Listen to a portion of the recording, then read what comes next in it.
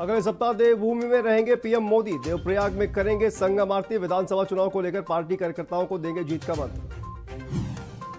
2 दिवसीय दौरे पर आज उत्तराखंड पहुंचेंगे भाजपा अध्यक्ष जेपी नड्डा। कुमाऊं और गढ़वाल मंडल में कई जिलों में जनसभा और डोर टू डोर करेंगे प्रचार। उत्तराखंड के सीएम धामी के ताबड़तोड़ दौरे। खटीमा में खादी महादेव मंदिर में पूजा अर्चना के बाद किया लोगों से संपर्क। टनकपुर में घर घर जाकर मांगे वोट। उत्तराखंड दौरे पर हरिद्वार पहुंचे कांग्रेस महासचिव राहुल गांधी। हर की पौड़ी में की पूजा अर्चना। बीजेपी पर किया जमकर हमला। कांग्रेस ने 5 और बागी किए निष्कासित। अब तक 9 को दिखा चुकी है बाहर का रास्ता। कोरोना की तीसरी लहर की रफ्तार हुई कम। राज्य में 844 लोग संक्रमित। 13 मरीजों की हुई मौत।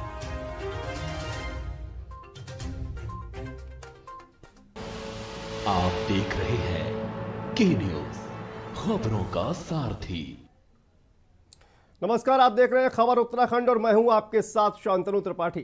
खबर देहरादून से है। उत्तराखंड में जेपी नड्डा का 2 दिवसीय दौरा आज 6 और 7 फरवरी को कई कार्यक्रमों में होंगे शामिल। कुमाऊं और गढ़वाल मंडल के कई जिलों में करेंगे जनसभा।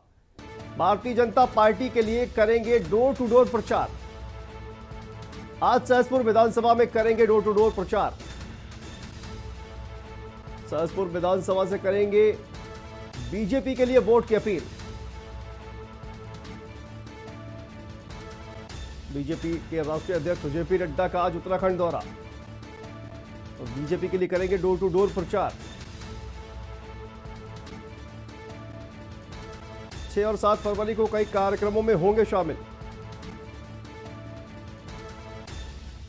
कुमाऊं और गढ़वाल मंडल के कई जिलों में करेंगे जनसभा। आज सहसपुर विधानसभा में डोर टू डोर करेंगे प्रचार।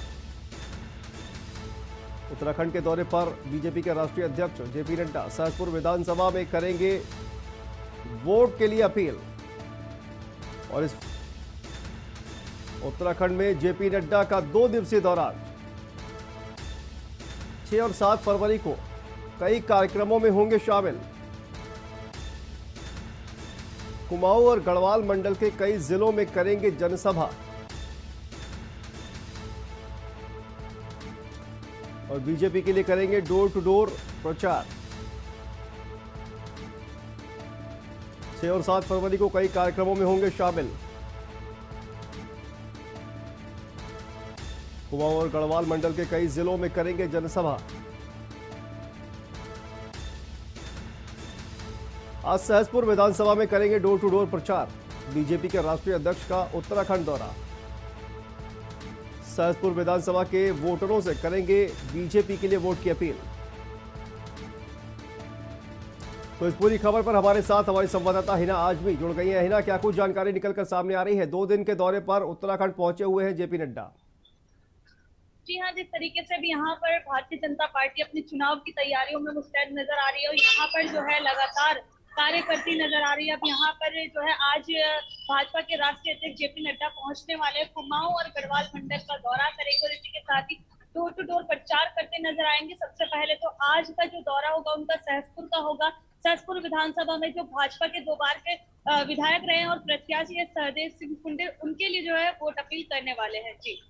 जी, तो देखिए, एक के बाद एक ताबड़तोड़ जो नेता है वो उत्तराखंड पहुंच रहे हैं और सीएम धामी भी लगातार चुनाव प्रचार कर रहे हैं। क्या माहौल उत्तराखंड में दिखाई दे रहा है? इस बार यहाँ पर जो है बीजेपी अपनी पूरी तरह से तैयारी कर चुकी है और काफी ज्यादा यहाँ पर जुट चुकी है। मुख्यमंत्री धामी तो पहले ही दिन से लगातार यहाँ पर एक्टिव मोड में नजर आ रहे हैं और डोर टू डोर जनसंपर्क कर रहे हैं। बड़े नेता भी यहाँ पर भाजपा के आ चुके हैं और लगातार यहाँ पर कार्यरत नजर आ रहे हैं। जी, कुमाऊं में भी कुमाऊं और गढ़वाल 2 जगह बीजेपी के राष्ट्रीय अध्यक्ष जेपी नड्डा का जाने का प्लान है। जी बिल्कुल, आज गढ़वाल और कुमाऊं दोनों ही ये जितने भी जिले होंगे, कई जिले जो है पहले से ही सुनिश्चित किए गए हैं, तो उसमें जेपी नड्डा जाएंगे डोर टू डोर और जो भी प्रत्याशी होंगे भाजपा के, उनके लिए जो है चुनाव के लिए अपील करेंगे। जी, तो बहुत बहुत शुक्रिया इस तमाम जानकारी के लिए। हिना आजमी हमारी संवाददाता जानकारी दे रही थी कि जेपी नड्डा का आज उत्तराखंड दौरा है और सहसपुर विधानसभा में डोर टू डोर प्रचार करेंगे बीजेपी के राष्ट्रीय अध्यक्ष जेपी नड्डा। और सहसपुर विधानसभा से लोगों से वोट के लिए अपील करेंगे। तो उत्तराखंड में जेपी नड्डा का 2 दिवसीय दौरा 6 और 7 फरवरी को कई कार्यक्रमों में होंगे शामिल।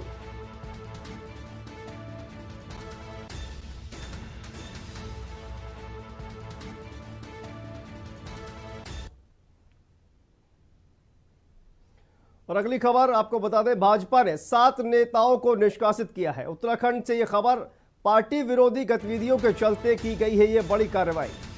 पवन कुमार चौहान लालकुआं से, अजय वर्मा लक्सर से, नितिन शर्मा, दर्शन लाल शाह समेत कई अन्य पर हुई है कार्रवाई।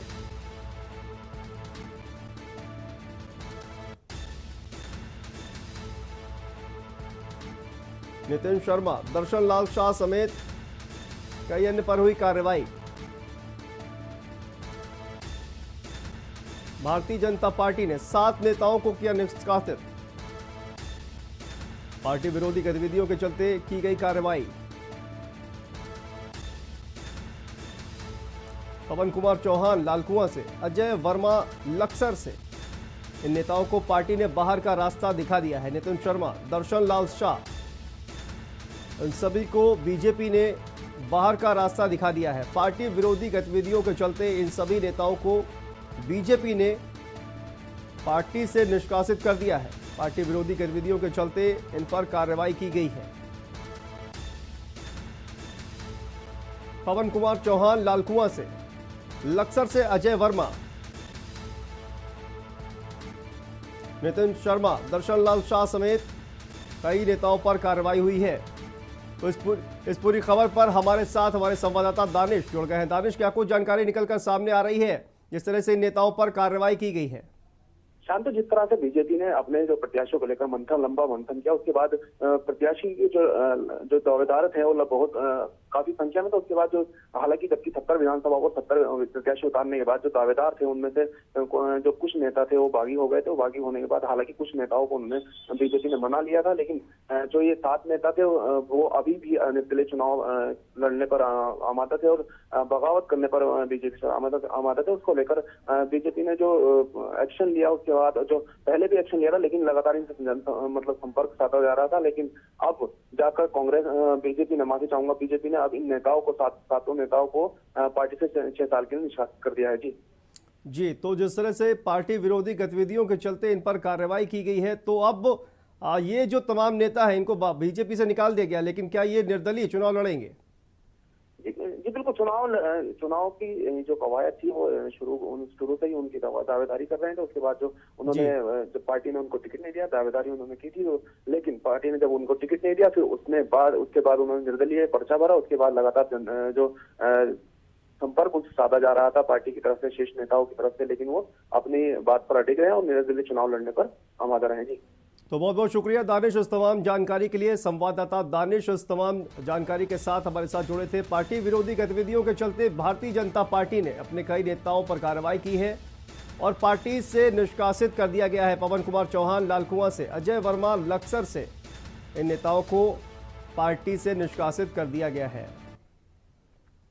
और खबर हरिद्वार से है, जहां कांग्रेस के वरिष्ठ नेता राहुल गांधी आज अपने चुनावी कार्यक्रम के तहत हरिद्वार पहुंचे थे। राहुल गांधी के 2 कार्यक्रम हुए। राहुल कांग्रेस कार्यकर्ताओं के साथ पहली सभा उत्तराखंड के कुमाऊं मंडल के किच्छा विधानसभा क्षेत्र में की और किच्छा की सभा के साथ ही राहुल गांधी ने पूरे कुमाऊं मंडल की सभी विधानसभा सीटों पर कांग्रेस कार्यकर्ताओं को वर्चुअली संबोधित किया। इसके बाद राहुल गांधी हरिद्वार पहुंचे, जहां से उन्होंने पूरे गढ़वाल क्षेत्र और देहरादून व हरिद्वार के प्रत्याशियों के पक्ष में सभाओं को वर्चुअली संबोधित किया। कांग्रेस ने भाजपा सरकार पर कुंभ का कोरोना, टेस्टिंग घोटाला, महंगाई, बेरोजगारी जैसे मुद्दों पर घेरते हुए कहा कि राज्य में जनता ने पहली बार ऐसी सरकार देखी जिसमें 3 मुख्यमंत्री देखे हैं। पहले मुख्यमंत्री को भ्रष्टाचार के चलते हटाया तो दूसरे को अयोग्यता के चलते 3 महीने में ही हटाना पड़ा।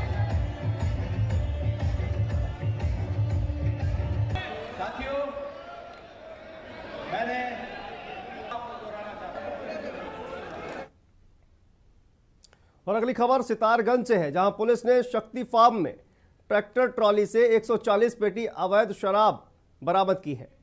वाहन चालक मौके से फरार हो गया। अनुमान लगाया जा रहा है कि ये अंग्रेजी शराब चुनाव में बांटने के लिए लाई गई होगी। पुलिस उप महानिरीक्षक व वरिष्ठ पुलिस अधीक्षक द्वारा प्रदेश में विधानसभा चुनाव के दृष्टिगत जनपद में अवैध शराब की तस्करी पर प्रभावी अंकुश लगाए जाने व अवैध तरीके से नशीले पदार्थों का क्रय विक्रय करने वालों के विरुद्ध प्रभावी चेकिंग अभियान का आदेश दिया गया है।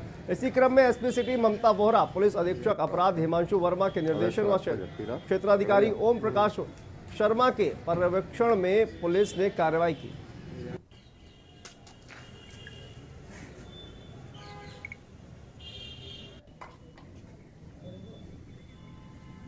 सितारगंज थाना सितारगंज की पुलिस और एसएसटी एसएसटी की जॉइंट चेकिंग के दौरान देवनगर चौराहा है, वहाँ पर एक ट्रैक्टर ट्रॉली से 140 पेटी अंग्रेजी अवैध शराब जब्त की गई है। और इस कार्रवाई में जो जब्त किया गया है इस तरह, उसमें एक मुकदमा में पंजीकृत किया गया है। ट्रैक्टर ट्रॉली का जो ड्राइवर था वो फरार है, तो उसको ढूंढने का प्रयास किया जा रहा है और लिंक्स जोड़ी जा रही है कि ये कहाँ से आई है, कहाँ जा रही थी, उस पर कार्रवाई की जा रही है। तो बुलेटिन में फिलहाल वक्त है छोटे से ब्रेक का। खबरों का सिलसिला लगातार जारी है, जल्द वापस लौटते हैं। आप देख रहे हैं के न्यूज, खबरों का सारथी। शादी का किचन महके जहां, गोल्डी किचन किंग मसाले 100% हो वहां। और मोंटी शेफ ने वो रसोई बनाई, सबने उंगलियां चाट खाई। Big deal. शादी नहीं की तो क्या, शादी में दावतें खूब रही हैं ना। गोल्डी किचन किंग मसाले, जहां जाएं रिश्ते बनाएं, जहां जाए रिश्ते बनाए, गोल्डी मसाले। करें अपने जीवन को कृतार्थ, सुने श्रीमद् भागवत कथा रोज प्रातः 6 बजे मेरे साथ सिर्फ के न्यूज इंडिया।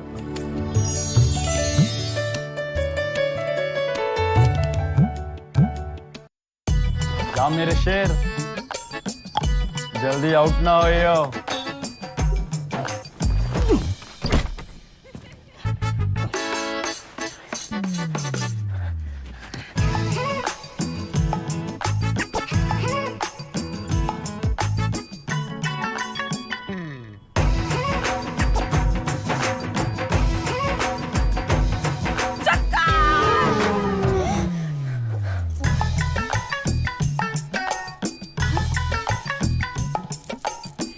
जी हाँ, प्रेडिक्ट करें क्रिकेट रिजल्ट्स और जीते लाखों सिर्फ स्काई 247 पर। कहीं भी कभी भी 24/7 एंटरटेनमेंट ओनली ऑन स्काई 247।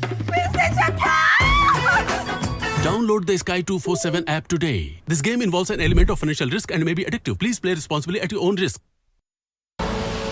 आप देख रहे हैं के न्यूज, खबरों का सारथी। ब्रेक के बाद एक बार फिर से आप सभी का स्वागत है। खबर रुद्रप्रयाग से है, जहां आबकारी विभाग की ओर से अवैध अंग्रेजी शराब बरामद करने के मामले में कांग्रेस का नाम आने से जिला कांग्रेस कमेटी ने इसका जोरदार खंडन किया है। मामला सोशल मीडिया पर तेजी से फैलने के बाद कांग्रेस जिला अध्यक्ष ने कहा कि अवैध शराब से कांग्रेस प्रत्याशी और पार्टी का कोई लेना देना नहीं है। इस मामले में पुलिस अधीक्षक को पत्र भेजकर जांच की मांग की गई है और दोषियों को कड़ी से कड़ी सजा देने को भी कहा गया है।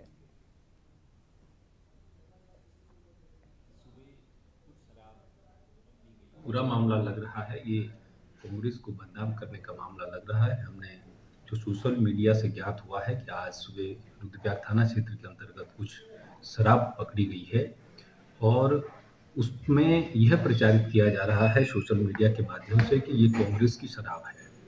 तो इसका खंडन करते हुए हमने जिले की पुलिस कप्तान महोदय से आग्रह किया है कि इसकी निष्पक्ष जांच हो। इसमें किसी भी प्रकार से कांग्रेस के किसी भी पदाधिकारी, किसी भी कार्यकर्ता की संलिप्तता नहीं है और ना ही पकड़ा गया व्यक्ति कांग्रेस से कोई पदाधिकारी है, न कार्यकर्ता है, न कांग्रेस से उसका कोई वास्ता है। इसलिए हमने पुलिस कप्तान महोदय से आग्रह किया है कि इस प्रकार की जो खबर सोशल मीडिया में हमें प्राप्त हुई है, इस पर कड़ी कार्रवाई की जाए और जो लोग कांग्रेस को बदनाम करने के लिए एक षड्यंत्र के तहत इस कार्य को कर रहे हैं सोशल मीडिया के माध्यम से और अन्य माध्यमों से, उनके विरुद्ध भी कानूनी कार्रवाई की जाए। ये हमने पुलिस अधीक्षक महोदय से आग्रह किया है। उत्तराखंड प्रदेश में कोरोना संक्रमितों की संख्या का ग्राफ अब धीरे धीरे कम होने लगा है। प्रदेश में कोरोना के मामलों को देखते हुए उत्तराखंड सरकार ने प्रदेश की सभी सीमाओं पर पुलिस बल को तैनात कर दिया है। ताकि देवभूमि में प्रवेश करने वाले पर्यटक व श्रद्धालुओं की RT-PCR की जांच की जा सके। रिपोर्ट निगेटिव होने के बाद प्रदेश में एंट्री की जा सके। साथ ही स्वास्थ्य विभाग की टीम को भी बॉर्डर पर तैनात किया गया है, जो नतीजतन RT-PCR की जांच कर सके। और चुनावी माहौल को देखते हुए पुलिस प्रशासन और स्वास्थ्य विभाग मुस्तैद हो गया है। मंगलौर के नारसन बॉर्डर पर स्थानीय पुलिस व अर्धसैनिक बल को तैनात किया गया है। साथ ही चुनाव आयोग द्वारा उड़न दस्ता की टीम को भी बॉर्डर पर तैनात किया गया है। अब प्रदेश में आने वाले यात्रियों के वाहनों की जांच के बाद कोरोना की जांच भी की जा रही है। प्रशासन कोरोना के साथ साथ चुनाव को भी शांतिपूर्वक तरीके से संपन्न कराने में जुटा हुआ है।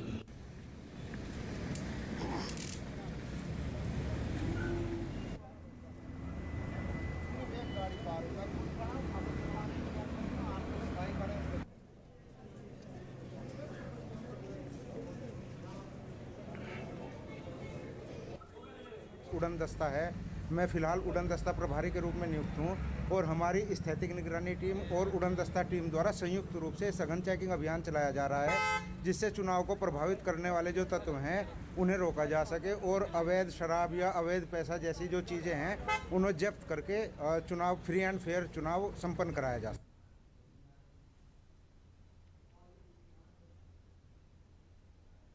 उत्तराखंड में विधानसभा चुनाव और कोरोना को देखते हुए प्रशासन अलर्ट मोड पर है। इस वक्त हम उत्तराखंड के नारसन बॉर्डर पर खड़े हैं। यहाँ अन्य राज्यों से जो गाड़ियाँ आ रही हैं, पर्यटक आ रहे हैं, उनकी चेकिंग की जा रही है। मैं आपको दिखाना चाहूँगा, ये उत्तराखंड का नारसन बॉर्डर है। यहाँ काफ़ी संख्या में पुलिसकर्मी तैनात किए गए हैं और अन्य राज्यों से जो गाड़ियाँ आ रही हैं उनकी चेकिंग की जा रही है। जैसे ये गाड़ी आई है अन्य राज्य से, इसकी भी चेकिंग खड़ी है। यहाँ चुनाव आयोग द्वारा गठित की गई टीम भी है और पुलिस के कर्मचारी भी हैं और आए दिन जो है पुलिस अधिकारी भी यहाँ निरीक्षण करने आते रहते हैं, ताकि चुनाव को प्रभावित करने वाले तत्व उत्तराखंड में एंट्री नहीं कर सके। के न्यूज़ भी आपसे अपील करता है कि जैसे चुनाव आ रहे हैं, बिना किसी भय और लालच के मतदान जरूर करें और कोरोना का भी ध्यान रखें। के न्यूज़ के लिए अकील अहमद, मंगलौर। और खबर हरिद्वार से है, जहां बसंत पंचमी का त्यौहार पर भारतीय जनता पार्टी के प्रदेश अध्यक्ष मदन कौशिक ने पतंगबाजी कर मनाया। आज कनखर में प्रचार के लिए पहुंचे मदन कौशिक के बड़ी संख्या में युवा कार्यकर्ता भी उनके साथ थे। मदन जब कनखल में मतदाताओं के घर जाकर उनसे संपर्क कर रहे थे तो कुछ लोगों ने उनके साथ पतंग उड़ाने की अपील की। मदन ने कार्यकर्ताओं के साथ जमकर पतंगबाजी की और मदन के साथ पतंगबाजी का आनंद ले रहे कार्यकर्ताओं में जबरदस्त उत्साह था। मदन कौशिक ने इस मौके पर प्रदेश और हरिद्वार की जनता को सरस्वती पूजा और बसंत पंचमी की बधाई देते हुए सबकी खुशहाली की कामना की।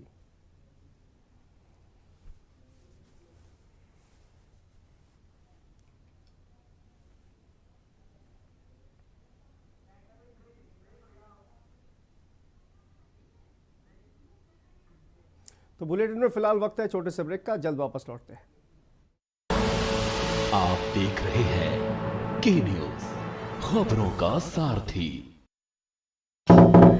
देखो भैया, ये है हम, ये हमारा घर, हमारा परिवार। घर माँ मोदी जी की दी हुई बिजली है, पहले आती नहीं थी, अब जाती नहीं है। गांव भर माँ हो गई है पक्की छत और बाहर गांव तक पक्की सड़क। पहले गड्ढों में कितने टायर फटत रहे, अब कितने लंबे चलते हैं, हिसाब लगा लो। कमल का बटन दबाएं, भाजपा को जिताएं।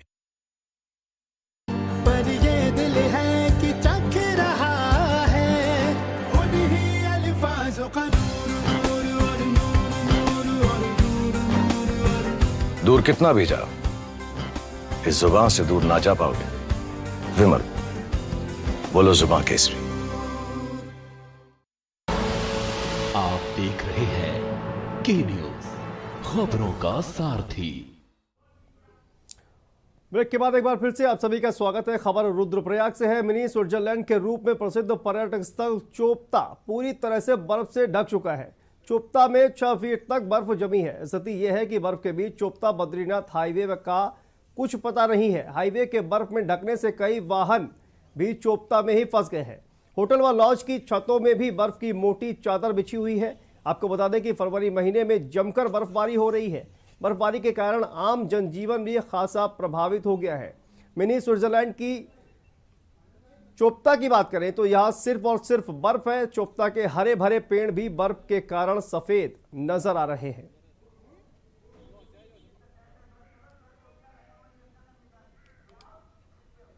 और इसी बीच एक बड़ी खबर आ रही है, बेहद अफसोसनाक ये खबर। आपको बता दें कि मुंबई में स्वर कोकिला लता मंगेशकर का निधन हो गया है। मुंबई से यह खबर, ब्रीच कैंडी हॉस्पिटल में लता मंगेशकर ने ली अंतिम सांस।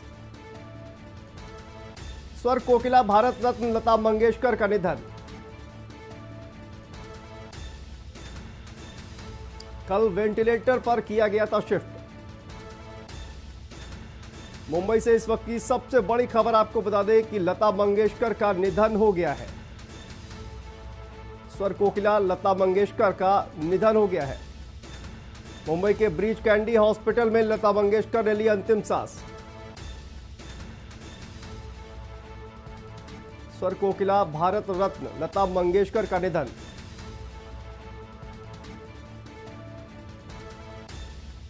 तो इस पूरी खबर पर हमारे साथ हमारे सहयोगी अमजद फोन लाइन पर मौजूद है। अमजद, क्या कुछ जानकारी निकलकर सामने आ रही है? देखिए, बता दे, लता मंगेशकर है एक बड़ा नाम था बॉलीवुड फिल्म इंडस्ट्री के अंदर, जिनका अभी निधन हो गया है। तकरीबन इनकी उम्र जो है 92 इयर्स की हो चुकी है और लगातार वो 28 दिन से बीमारी से जूझ रही थी और कल ही उनको वेंटिलेटर पे रखा गया था। और कल ही डॉक्टर लोगों का साफ तौर पे ये कहना था कि उनको जो है वेंटिलेटर पे रखा गया और उनकी तबीयत जो है बड़ा नासाज है और उनके लिए दुआएं करें। जिसके बाद आज लता मंगेशकर जी जो है हमारे बीच नहीं है। जी, तो इस पर डॉक्टरों का क्या कुछ कहना है? डॉक्टरों की तरफ से क्या कुछ बयान आया है? देखिए, अभी तक कोई भी डॉक्टर लोगों ने अभी तक का कुछ भी ऑफिशियली जाके बात नहीं करी, लेकिन साफ तौर पे ये कोशिश कर रहे थे। कल से ही ऐसा लग रहा था क्योंकि हमने देखा जब जैसे ही तमाम जो बॉलीवुड के दिग्गज थे, पॉलिटिशियन है, जो ब्रिज कैंडी हॉस्पिटल पहुंचने लगे और वहां पर जाके उनको जब देखने लगे, उसके बाद ही ऐसा लग रहा था कि लता मंगेशकर की जो हालात है वो बड़े नाजुक बने हुए हैं। जिसके बाद अभी थोड़ी देर पहले ही पता चला है कि लता मंगेशकर जो है हमारे बीच नहीं रही। जी, तो इस दौरान आपको बता दें कि नितिन गडकरी का भी ट्वीट आया है और लता मंगेशकर के निधन की ट्वीट कर उन्होंने जानकारी दी है।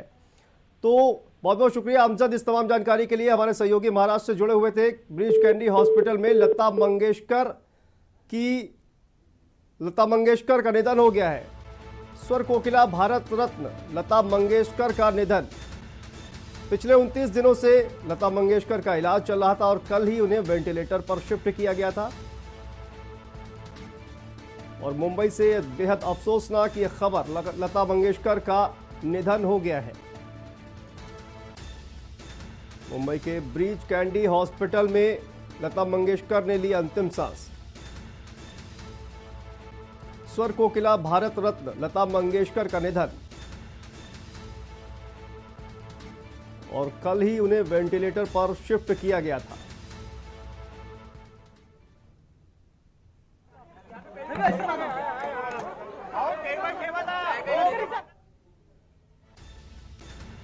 तो पिछले 29 दिनों से लता मंगेशकर का इलाज चल रहा था और इसको लेकर नितिन गडकरी बीजेपी नेता उन्होंने भी ट्वीट किया है।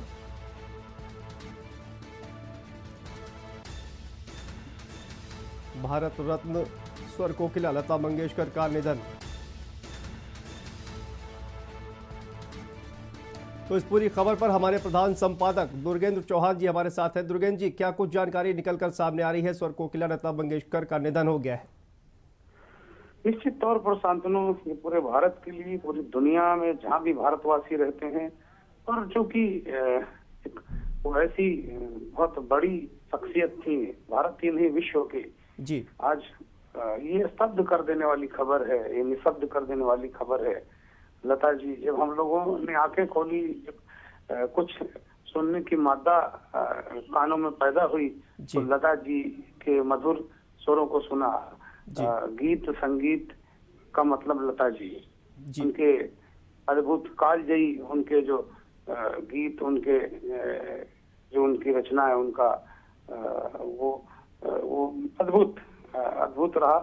लेकिन लता जी का जाना एक बहुत बड़ी देश की क्षति है, विश्व की क्षति है, भारत के फिल्म जगत की ही नहीं एक भारतीयों के जहन में लता जी के वो गाने, जो नई पीढ़ी है हमारी, वो गाने, वो गीत, वो सुनकर वो बड़ी हुई।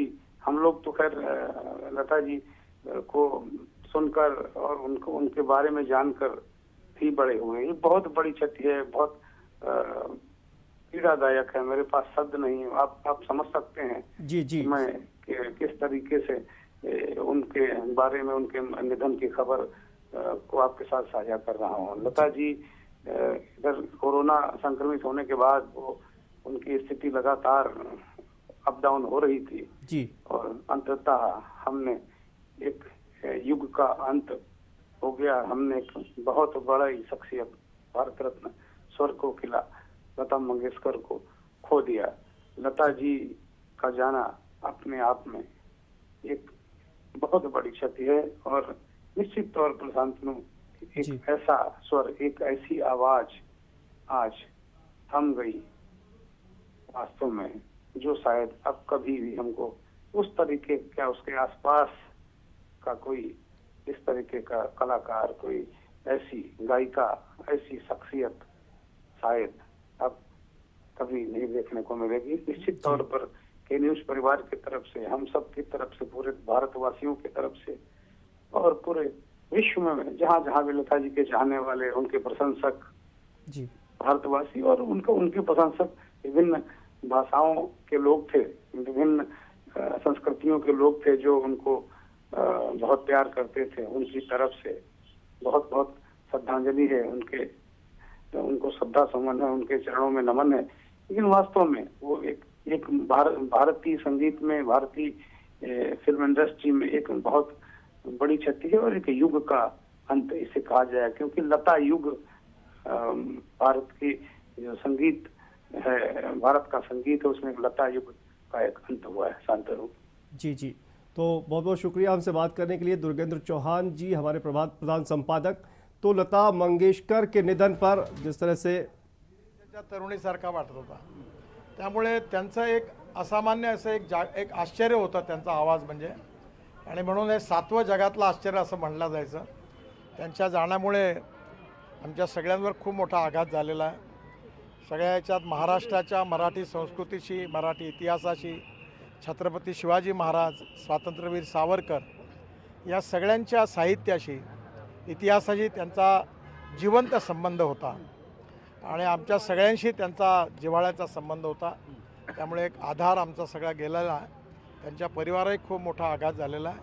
परमेश्वर हे दुःख सहन करण्याची ताकद त्यांच्या परिवाराला देव, ही ईश्वरचरणी प्रार्थना।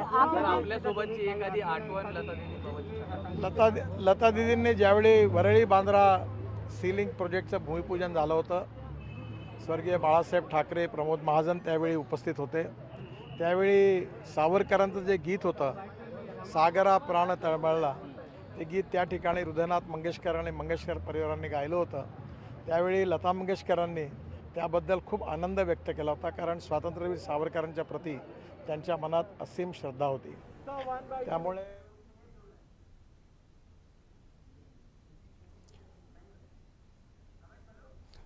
तो नितिन गडकरी बीजेपी नेता इसकी जानकारी देते हुए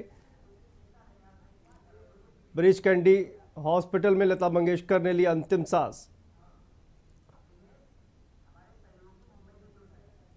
तो इस पूरी खबर पर दिनेश हमारे सहयोगी मुंबई से जुड़ गए हैं। दिनेश, जिस तरह से ये लता मंगेशकर का निधन हो गया है, क्या कुछ जानकारी निकलकर सामने आ रही है? देखिए, बहुत समय से वो काफी बीमार चल रही थी, जिन्हें मुंबई के बीच कैंडी अस्पताल में भर्ती कराया गया था, आईसीयू में भर्ती थी। यहाँ उनका इलाज चल रहा था, लेकिन डॉक्टरों की टीम कर रही थी लता मंगेशकर कोरोना से ठीक हो चुकी थी, लेकिन वापिस उन्हें हॉस्पिटल में एडमिट कराया गया। लेकिन कल उनकी हालत और बिगड़ गई, लंबी उम्र के कारण उनकी हालत बिगड़ते गई। डॉक्टरों की टीम ने काफी कोशिश किया, लेकिन कोई सुधार नहीं हो पाया, जिसके कारण से आज लता दीदी इस दुनिया में नहीं रही और इनके नहीं रहने से आज मुंबई की पूरी जनता शोकाकुल हो चुकी है। यहाँ से लेकर के पूरे विश्व में भी इसकी पूर्ति कोई नहीं कर सकता, लता दीदी की जगह कोई नहीं ले सकता है। इस तरह का माहौल है कि सब लोग अभी शोकाकुल हुए हैं, पूरा परिवार, मुंबई परिवार एक तरह से देखा जाए तो पूरा शोकाकुल है। जी बिल्कुल, शुक्रिया। जो जिस तरह से ये दिनेश शुक्ला जी, आप ये लता मंगेशकर की जो निधन की खबर आ रही है, तमाम जानकारी के लिए बहुत बहुत शुक्रिया। लता मंगेशकर के निधन की जानकारी केंद्रीय मंत्री नितिन गडकरी ने भी दी है और ब्रीच कैंडी हॉस्पिटल में लता मंगेशकर, भारत रत्न लता मंगेशकर ने अंतिम सांस ली है। निश्चित तौर पर उनके जो तमाम प्रशंसक हैं दुनिया भर में, उनके लिए एक शोक की लहर उनमें कहीं ना कहीं दौड़ गई है। तो फिलहाल बुलेटिन में इतना ही। आप देखते रहिए के न्यूज़।